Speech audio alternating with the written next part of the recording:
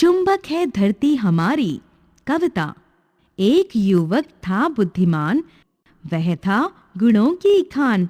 ढूंढा उसने उपाय महान, आइजक न्यूटन उसका नाम। एक दिन बैठा बगीचे में, डूबा गहरी सोच में। पेड़ से गिरा एक सेब लाल, सेब उठाया पेड़ को देखा, ऊपर देखा नीचे देखा। सेब को उसने फिर से फेंका, सेब आया फिर से नीचे। देख देख कर लगा सोचने, आखिर यह गिरा क्यों नीचे। सोच सोच कर पता लगाया, खोजबीन कर यह समझाया। चुंबक बनकर धरती हमारी, खींचे वस्तुएं अपनी ओर सारी। बच्चों यही है गुण धरती का, याद रखो तुम नाम न्यूटन का। सीख। धरती में एक चुंबकीय गुण है। Moral. Earth has a magnetic quality.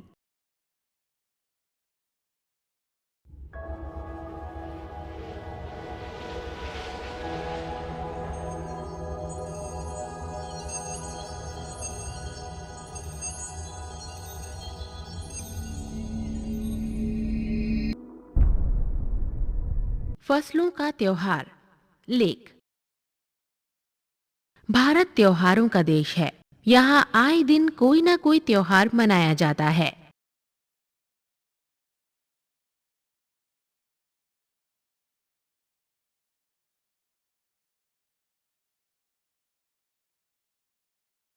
Bharat के लगभग सभी राज्यों में फसलों से जुड़ा कोई ना कोई त्योहार मनाया जाता है।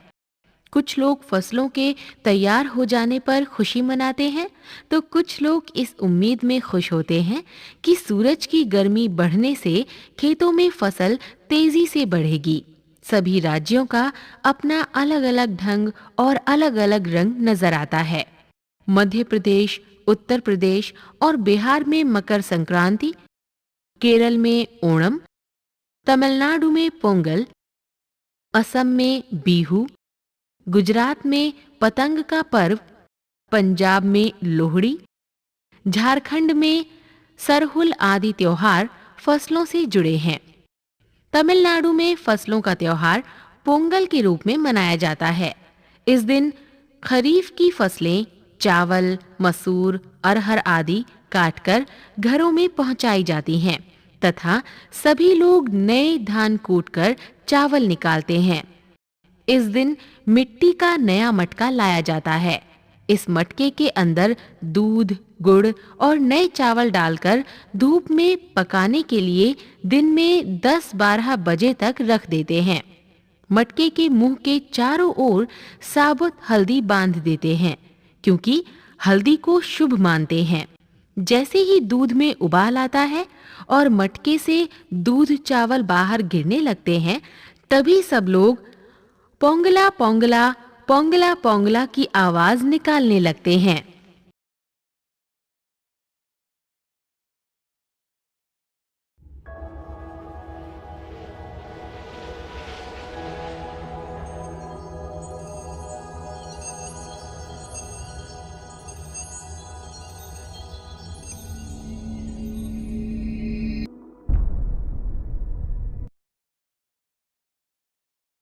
जूलिया मेरे बच्चों की गवर्नेंस थी।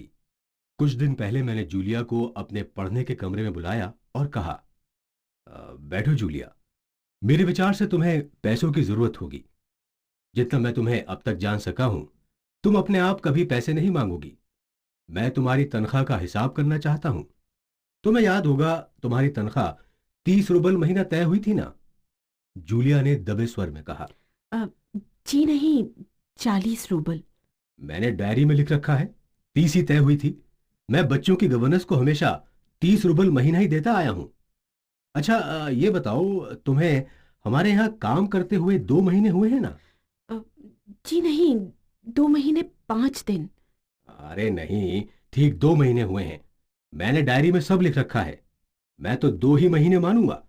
तो 2 महीने के हिसाब से होते हैं 60 रूबल। लेकिन तुमने इतवार की छुट्टी मनाई है, उस दिन तुमने काम नहीं किया, कोलिया को सिर्फ घुमाने ले गई हो। इसके अलावा तुमने 3 छुट्टियां और ली हैं। घबराहट में जूलिया का चेहरा पीला पड़ गया। वो बार बार अपनी ड्रेस की सिकुड़न ठीक करने लगी, बिल्कुल चुप रही। हाँ, तो मैं कह रहा था, 9 इतवार और 3 छुट्टियां, मतलब 12 दिन काम नहीं हुआ, यानी 12 रूबल कट गए। अब देखो, कोलिया 4 दिन बीमार रहा और तुमने सिर्फ वानिया को ही पढ़ाया। पिछले हफ्ते शायद 3 दिन मेरे दांतों में दर्द था और मेरी पत्नी ने तुम्हें दोपहर के बाद छुट्टी दे दी थी, तो कुल मिलाकर हो गई 19 छुट्टियां। हाँ तो भाई निकालो, 60 में से 19 कितने बचे? 41। 41 रूबल, ठीक है ना? जूलिया की आंखों से आंसू टपक पड़े।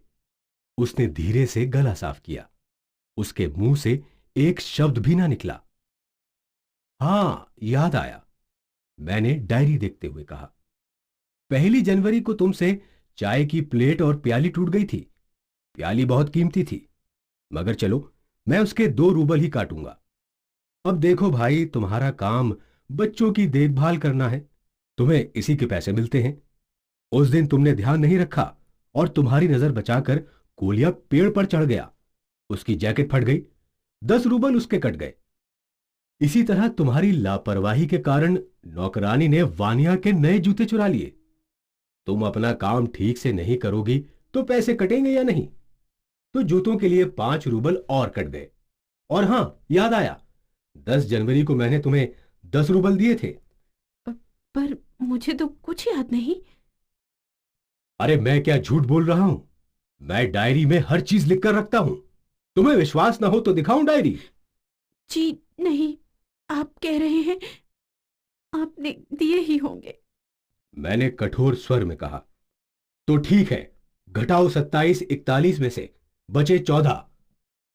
उसकी आंखों में आंसू तैर गए। कांपती हुई आवाज में वो बोली, मुझे अभी तक एक ही बार कुछ पैसे मिले थे, और वो भी आपकी पत्नी ने दिए थे। सिर्फ 3 रूबल, ज्यादा नहीं।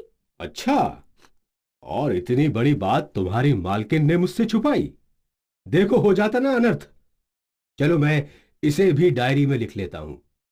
हाँ, तो 14 में से 3 और घटा दो, बचते हैं 11 रूबल। तो लो भाई, ये रही तुम्हारी तनख्वाह, ये 11 रूबल, ठीक से गिन लो। उसने कांपते हाथों से 11 रूबल लिए और अपनी जेब में बिना गिने डाल लिए।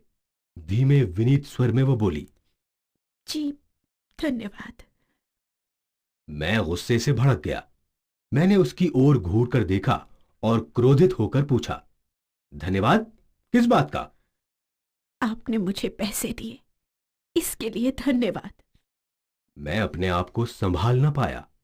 ऊंचे स्वर में चिल्लाते हुए बोला, तुम मुझे धन्यवाद दे रही हो, जबकि तुम अच्छी तरह जानती हो कि मैंने तुम्हारे साथ अन्याय किया है, तुम्हें धोखा दिया है और तुम्हारे पैसे हड़प लिए हैं। फिर भी तुम मुझे धन्यवाद दे रही हो। जी हाँ, आप कुछ तो दे रहे हैं। इससे पहले मैंने जहां भी काम किया, उन लोगों ने तो मुझे एक पैसा तक नहीं दिया।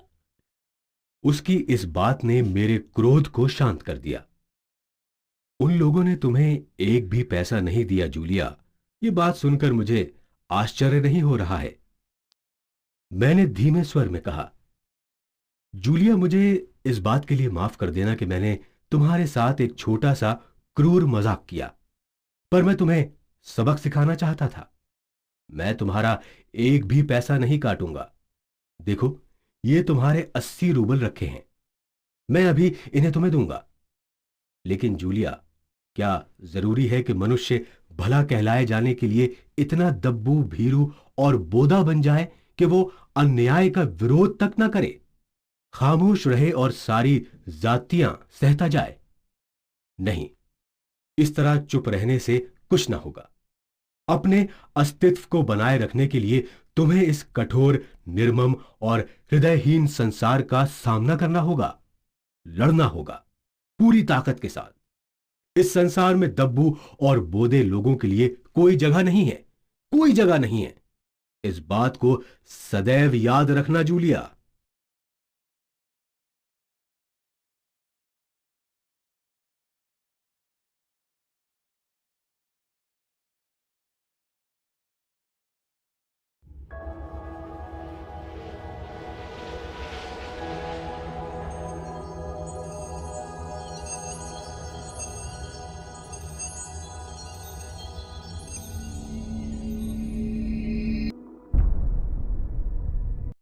पाठ 8 भारत की उड़न परियां।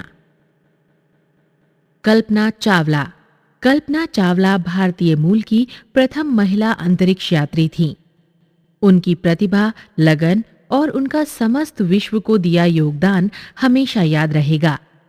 कल्पना की बचपन से ही पढ़ने तथा हवाई करतब में बहुत रुचि थी। कल्पना चावला का जन्म हरियाणा के करनाल जिले में 1 जुलाई 1961 को एक व्यापारी परिवार में हुआ था।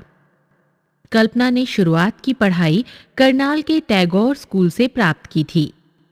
पंजाब इंजीनियरिंग कॉलेज से एरोनॉटिकल इंजीनियरिंग में स्नातक की डिग्री प्राप्त करने के बाद कल्पना चावला ने 1984 में टेक्सास से इंजीनियरिंग में मास्टर डिग्री प्राप्त की। इसी साल इन्होंने अमरीकी उड़ान प्रशिक्षक श्री जिया पिएरे हैरिसन के साथ शादी कर ली। इसके बाद इन्होंने कोलोराडो से पीएचडी की उपाधि प्राप्त की। कल्पना 1988 में नासा में शामिल हुईं। 1994 में नासा ने कल्पना चावला का अंतरिक्ष यात्री के रूप में चयन किया। अंतरिक्ष यात्री के रूप में चयन होने के बाद इनको 1 साल तक कठिन प्रशिक्षण दिया गया। कोलंबिया संसार का प्रथम स्पेस शटल है, जिसे 12 अप्रैल 1981 को अंतरिक्ष में भेजा गया था। कोलंबिया यान में कल्पना चावला की यात्रा 19 नवंबर 1997 से 5 दिसंबर 1997 तक चली। ये उनकी पहली अंतरिक्ष यात्रा थी।